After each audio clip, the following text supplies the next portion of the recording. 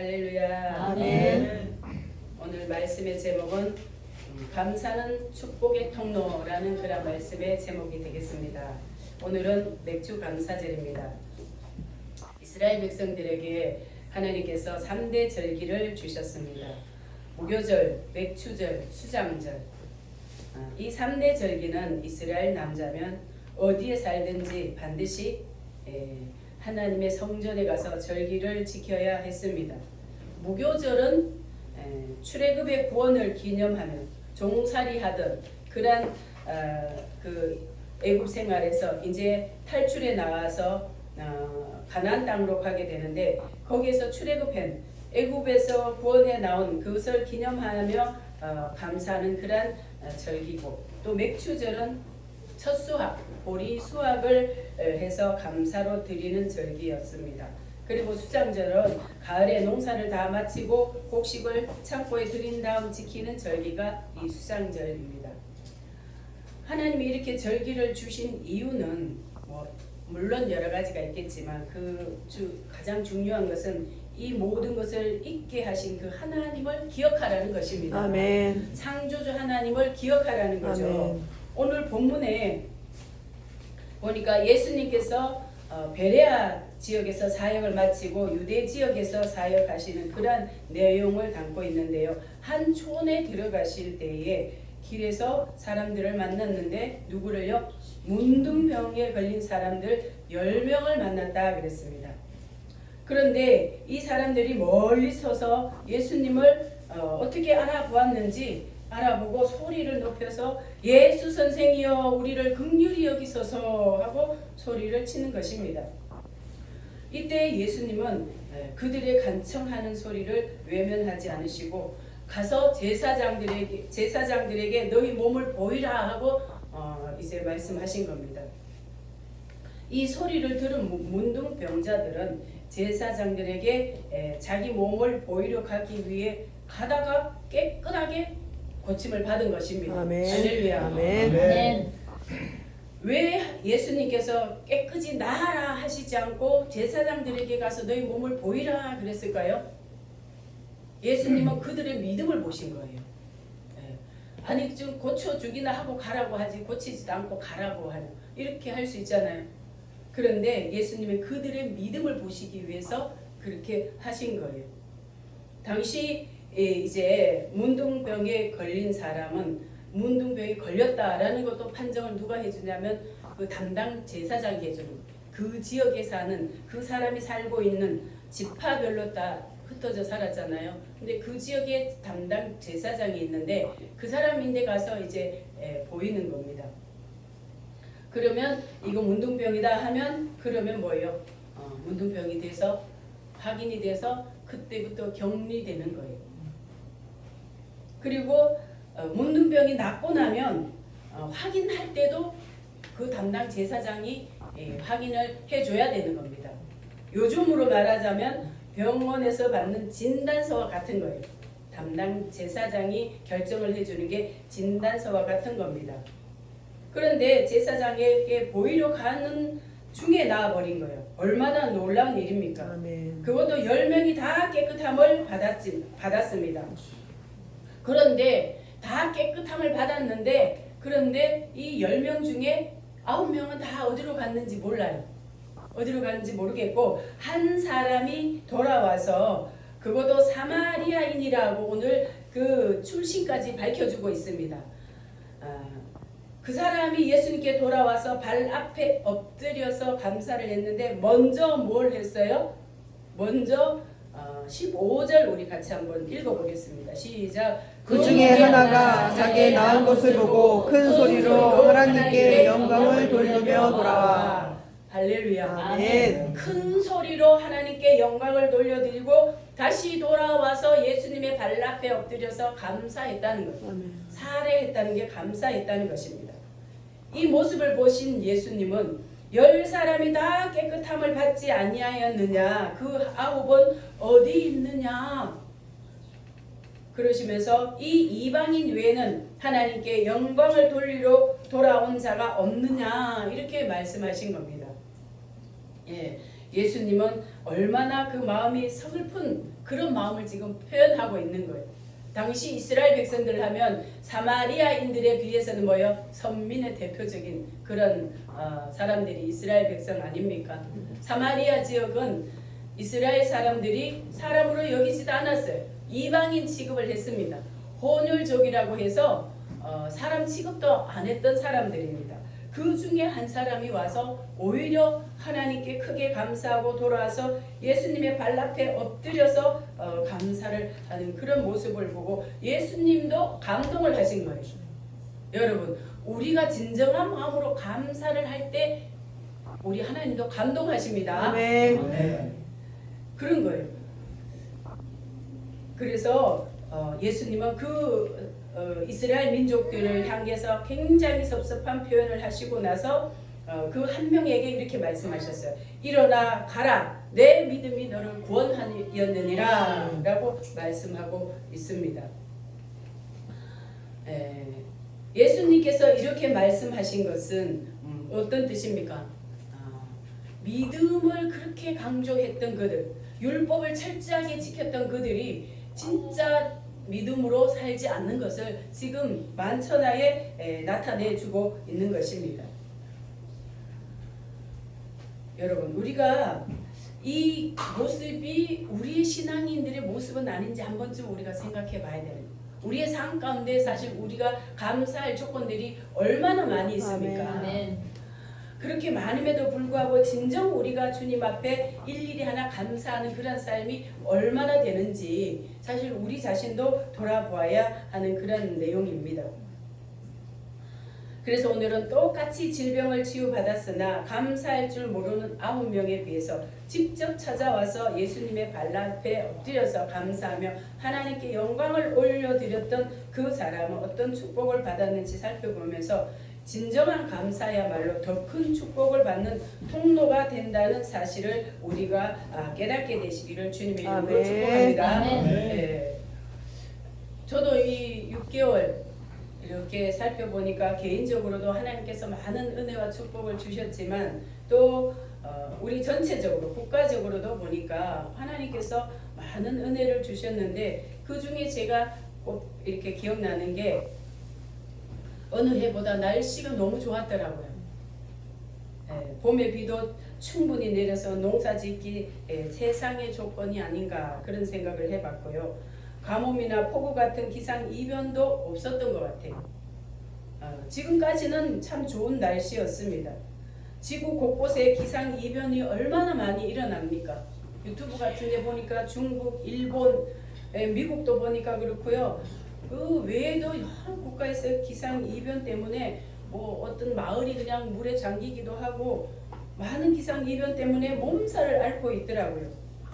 그런데 장마 전선을 그 뉴스 때 이렇게 보니까 우리나라만 딱 피해서 중국하고 일본을 갔더라고요. 우리나라 여기 있는데 딱 피해서 이렇게 장마 전선이 가서 저 밑으로 내려갔더라고요. 이제 거의 장마가 끝났다라고 그렇게 하더라고요. 얼마나 감사한지 모릅니다. 아멘. 우리나라의 기후 특성은 뭐예요? 봄이 건조하죠. 봄. 그래서 건조해서 심할 때는 우리 여기 이사 들어와서 그 다음 해인가 그때는요 봄에 비가 안 왔어요. 장마철 때까지 비가 오지를 않아 가지고 우리가 도라지 씨를 뿌렸는데 씨가 나지를 않는 거예요. 그래서 여름에 장마철에 가가지고 그때 올라오더라고요. 보니까 그때 비가 오니까 도라지가 싹이 나더라고요. 그런 해도 몇 번 있었던 것 같아요.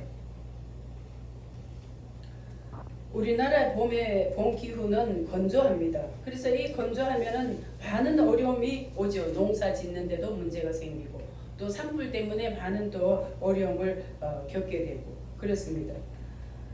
그런데 이번 올해는 보니까 봄에 일주일에 한두 번씩 계속 비가 와서 충분한 비 때문에 농사 짓는데도 문제가 없고 더 우리가 좋은 건 뭡니까? 공기가 굉장히 맑았던 것 같아요. 비가 적당하게 내려서 씻어주니까 공기가 참 맑았던 것 같아요. 이렇게 놀란 하나님의 역사를 감사하는 마음은 우리 믿는 사람들만이라도 많이 가져야 하지 않을까 그런 생각을 해보았습니다. 아멘. 여러분 우리가 매사에 감사가 나오지 않을 때 왜 그렇습니까? 그 이유가 무엇일까요? 그것은 바로 당연하다는 생각 때문에 그런 것입니다. 사계절이 뚜렷해야 되고 비도 적당히 와야 되고 온도도 딱 맞춰줘야 되고 뭐 이런 어떤 기본 개념을 우리가 가지고 있기 때문에 감사하기보다는 조금만 비 오거나 날 흐리거나 덥거나 하면은 그때부터 뭐예요? 날씨에 대한 그런 불평을 많이 하게 되는 것입니다.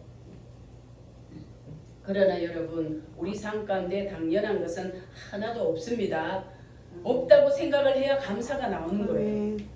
모두가 하나님의 은혜인 것입니다. 아멘. 당연하게 생각했던 것이 여러분 당연하지 않은 일이 일어나 봐야 그때서야 깨닫는 게 우리 인간인 것 같아요. 병원에 입원을 해봐야 우리가 건강하게 살았던 그 시간이 얼마나 중요한가, 그게 당연하지 않았다라는 것을 그때서 깨닫게 되는 것입니다. 가족들이 함께 건강하게 잘 사는 것이 얼마나 감사한 일입니까? 그런데 당연하다고 생각하기 때문에 누군가 아프거나 먼저 세상을 떠나면 그때 가서 깨닫는 거예요. 우리는 너무나 우리가 일상적인 것을 당연하다고 생각하고 그것 때문에 우리가 감사하지 못할 때가 사실은 너무나 많은 것입니다. 오늘 9명의 문둥병자들이 치유받은 것이 과연 당연한 것입니까? 아닙니다. 하나님의 특별한 기적이고 하나님의 특별한 은혜요 축복이었던 것입니다. 아멘. 문둥병은 요즘으로 말하면 한센시 병이라고 그러죠. 고대 때나 지금이나 불치병 중에 하나인데 더 무서운 것은 전염성이 있는 그런 병도 그런 것도 있지 않습니까? 그래서 레위기에 보면 이 문둥병이 있는 사람은 공동체 안에서 같이 함께 살 수가 없었습니다. 진단이 나올 때에 당장 격리되는 거예요. 모세의 누이 미리암이 그랬잖아요. 미리암이 동생 모세에게 반역했다가 그 흑인 여자를 아내로 맞이했다고 그거 이제 모세를 비방했다가 하나님께서 문둥병 걸리게 하신 거예요. 그러니까 그때 막바로 진 밖에 쫓겨나서 그 날 때까지 진 밖에서 살았던 겁니다. 하나님께서 이스라엘 백성들에게 율법을 주실 때에 그런 걸 주셨어요.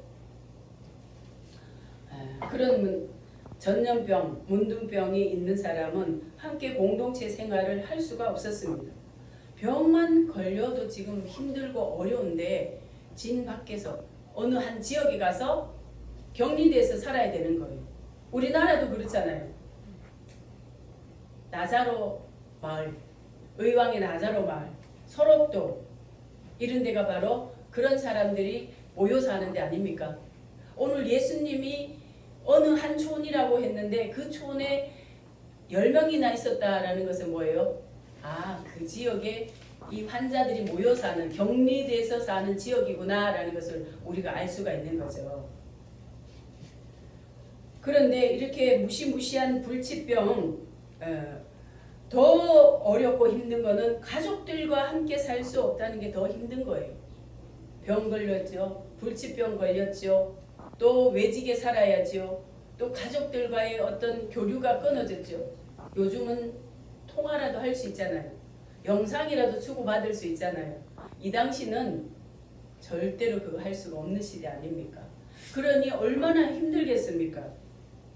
그런 상황, 사는 게 죽는 것보다 못한 그런 인생을 살던 사람들이 지금 예수님을 만나서 치료를 받았습니다. 그렇다면 이 사마리아인처럼 와서 그렇게 해도 사실은 부족한 거 아닙니까? 그러나 치료받은 사람은 어디로 9명은 어디로 간지 없어진 거예요. 나타나지를 않는 거예요. 그런데 이 사마리아인이 와서 이제 크게 감사하는 모습을 볼 수가 있는 것입니다.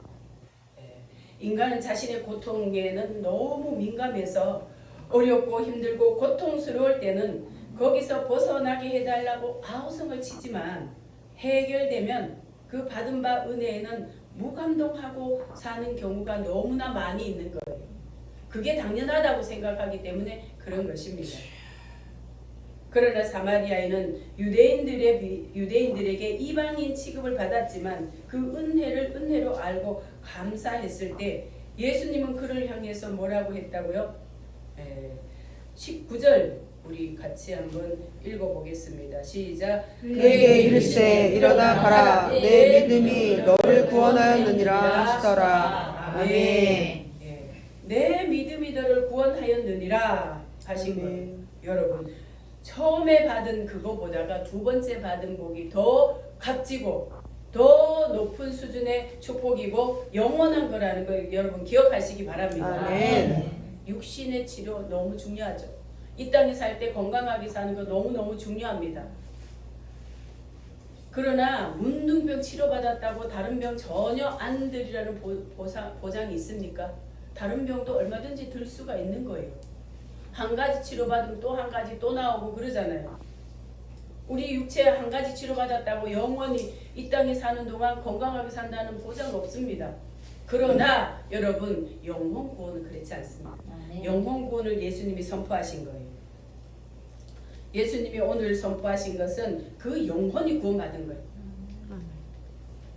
그래서 우리가 작은 것에 감사할 때 우리 하나님은 더 큰 은혜와 축복을 주시는 분입니다.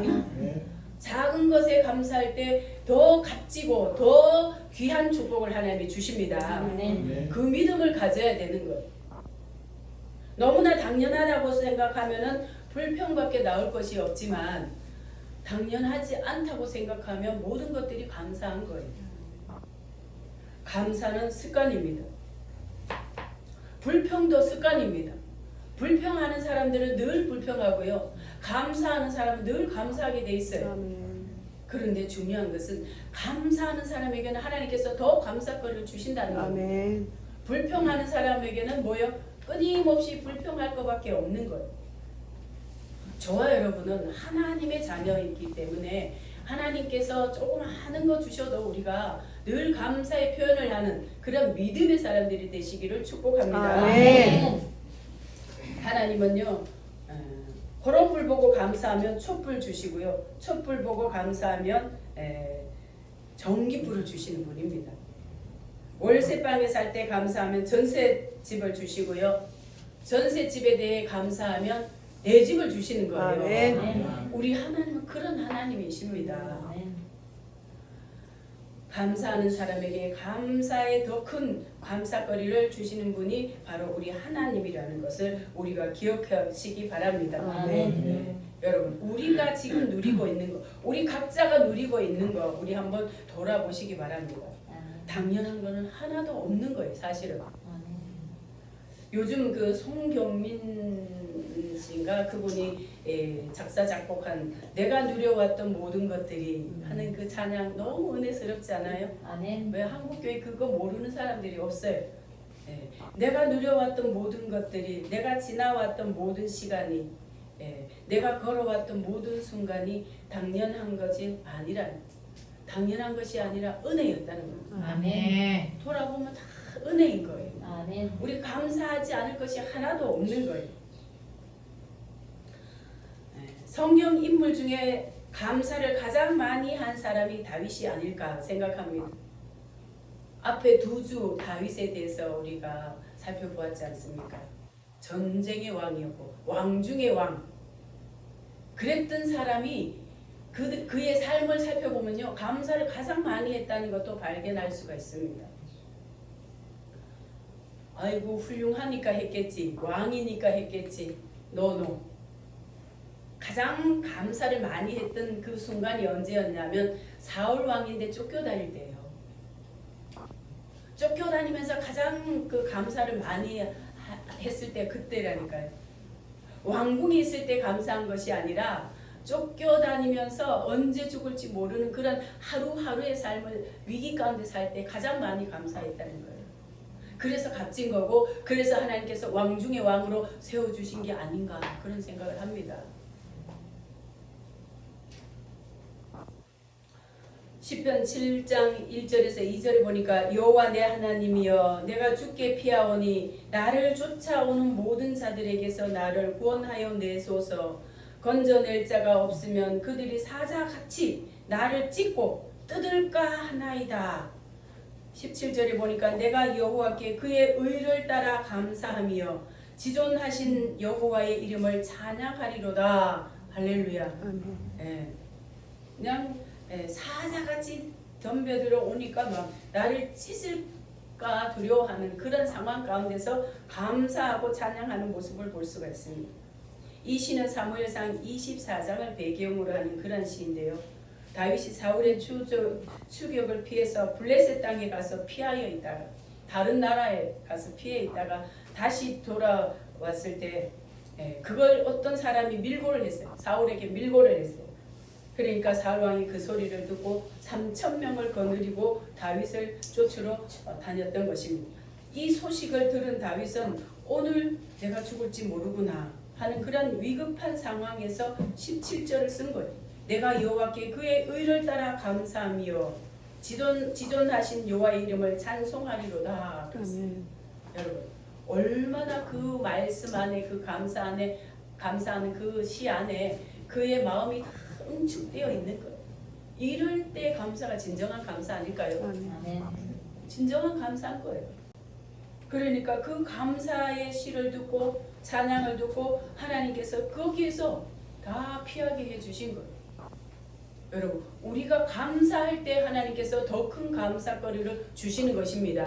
아멘. 그 비밀을 우리가 깨달으면요 불평거리가 나올 때 입은 딱 다물고 그냥 감사하게 되는 거예요. 아멘. 그럴 때에 하나님께서 더 큰 감사의 조건들을 끊임없이 주시는 것입니다. 아멘. 우리 모든 사람들은 뭐예요? 대부분의 사람들, 신앙인들 뭐예요? 평소에 감사거리가 없이 당연하다고 생각할 때는 감사 잘 하지 않습니다.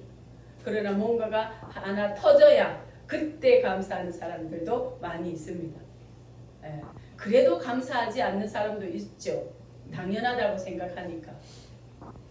그러나 우리 하나님 앞에서 그 다윗의 삶을 볼 때에 하나님께서 인정하시고 가장 점수 많이 주시고 또 가장 기적을 일으켜 주시는 감사는 언제 하는 감사이냐 하면 다윗처럼 가장 어려울 때, 가장 위기 때, 가장 불평거리가 많을 때에 그때 진정한 감사할 때에 우리 하나님은 그 감사를 가장 기뻐하시는 겁니다.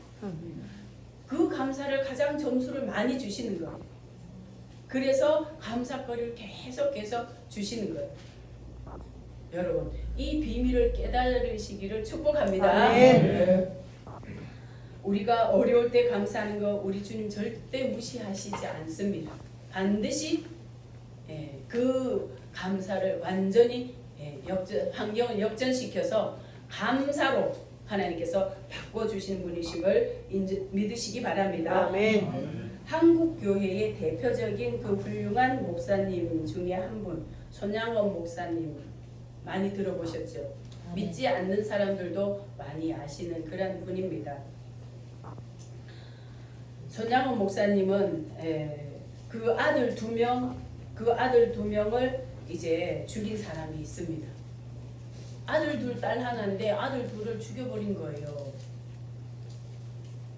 지금도 마찬가지지만 자식을 2명 있는데 거기 아들 그러면 거기다 옛날 사람들 다 모든 걸 거기다 걸잖아요.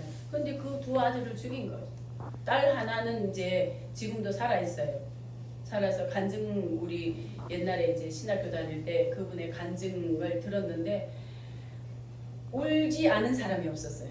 200명이 그때 신학생들 그 세미나를 했는데 여름 수련회 겸 이렇게 했는데 울지 않은 사람이 없었어요. 통곡을 하고 울었어요. 그 간증 그 아버지 또 자기 남동생들 그 간증을 듣고 다 울었어요. 너무 감동적인 그런 이제 간증인데 자기 아들을 죽인 원수 아닙니까? 원수인데 그 원수를 데려다가 양자로 삼았어요. 그리고 그 아들을 신학을 시켜서 목사로 세운 사람입니다. 여러분 기적의 사람 아닙니까? 아멘. 이거는 아무나 할 수 없는 그런 이제 사랑이었던 겁니다. 그래서 이분을 뭐라고 해요? 사랑의 원자탄, 사랑의 원자탄라고 그렇게 이제 말을 하고 있습니다. 이 손양훈 목사님이 두 아들 잃었는데 장례식장에서 10가지 감사를 올려드렸어요. 여러분 있을 수 있는 일입니까? 그 10가지 감사를 오늘 소개해 드리면서 우리 마치려고 합니다. 첫째, 나 같은 죄인의 혈통에서 순교자의 자식들이 나오게 하셨으니 감사합니다. 두 번째, 허다한 성도들 중에 이런 보배들을 내게 맡겨주셨으니 감사합니다. 삼남 삼녀 중 가장 아름다운 두 아들을 바치게 하셨으니 감사합니다. 네, 제가 알고 있었던 게 잘못이었는 거. 네, 삼남 삼녀 중이었네요. 남아있는 분이 이제 딸 한 분이라서 아마 그렇게 알았던 것 같습니다. 그 다음에 한 아들의 순교도 귀한데 두 아들을 바치게 하셨으니 감사합니다. 예수 믿다가 누워 죽는 것도 복인데 전도하다 총살당했으니 더 감사합니다. 미국 유학 준비하던 아들이 천국에 갔으니 감사합니다. 두 아들을 죽인 원수를 회개시켜 내 아들 삼고자 하는 사랑을 주셔서 감사합니다. 두 아들의 순교로 무수한 천국의 아들들이 생길 것이 믿어지니 감사합니다. 이런 역경 속에서도 기쁨과 여유 있는 믿음을 주셔서 감사합니다. 이렇듯 과분한 축복을 누리게 하심을 감사합니다. 네, 이렇게 감사해서 장례식장이 전부 뜨거운 눈물로 보내게 됐다고 합니다.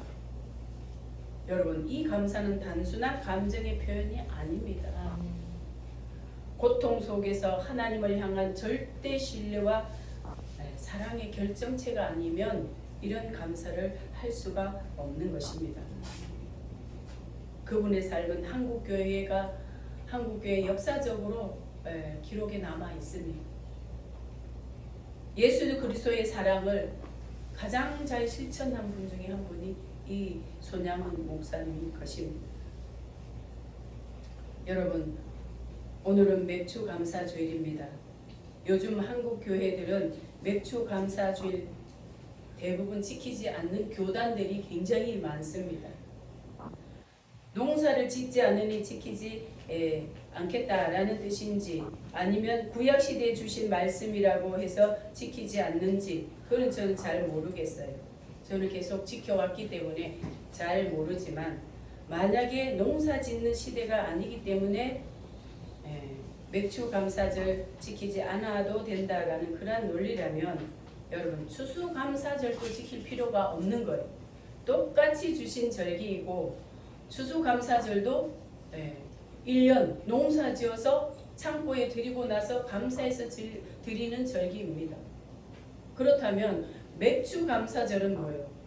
농사 안 지니까 안 드려도 된다라고 한다면 그러면 추수감사절을 왜 드립니까? 그렇잖아요.